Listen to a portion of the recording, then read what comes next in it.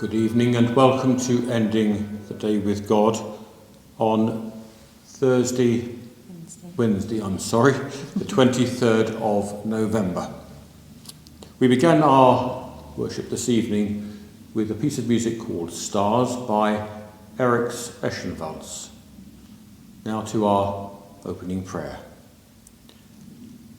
Lord, it is night, and the night is for stillness and rest. Take our troubles and calm them. Take our concerns and quieten them. Take our burdens and lighten them. Let us be still in the presence of God this night. Amen. We now listen to tonight's reading and reflection. And that reading and reflection today come from Psalm number 95 and is entitled In Praise of Singing. Our reflection is written by Geoffrey Lawson. Psalm 95. O come, let us sing unto the Lord. Let us heartily rejoice in the strength of our salvation. Let us come before his presence with thanksgiving and show ourselves glad in him with psalms. For the Lord is a great God and a great King above all gods. In his hand are all the corners of the earth, and the strength of the hills is his also. The sea is his, and he made it, and his hands prepared the dry land. Thanks be to God. And Geoffrey Lawson writes the following. Childhood and teenage memories flood back whenever I hear these words, for we sang them every Sunday morning.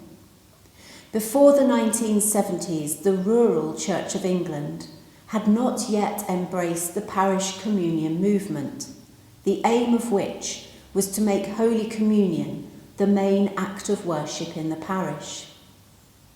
Consequently, I was brought up on the Book of Common Prayer, Morning Prayer, and the Venite, Psalm 95, which featured in the service every week. We had a choir of about 10, one of whom was Marjorie. She had a fine alto voice, but sang loudly. She didn't always get the highest notes and set her own tempo. If the organist went fast, she went slower, and vice versa.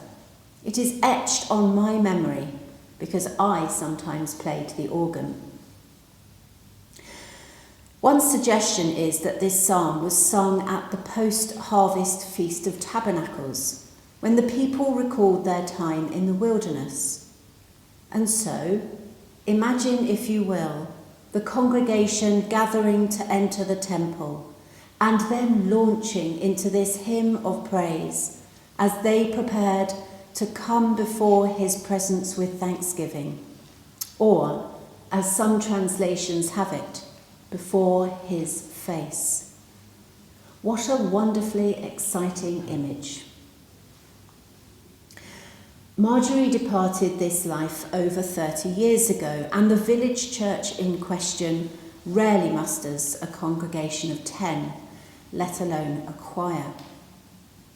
But in mentioning her, I am emphatically not making fun of her or her singing. Quite the contrary, for she was a devout worshipper and really did sing to the Lord and heartily rejoice. This psalm has been used by the Christian Church as an opening to worship from the earliest times, and Marjorie and countless others like her have been a part of that. Augustine of Hippo wrote, "The singer himself is the praise contained in the song." Amen.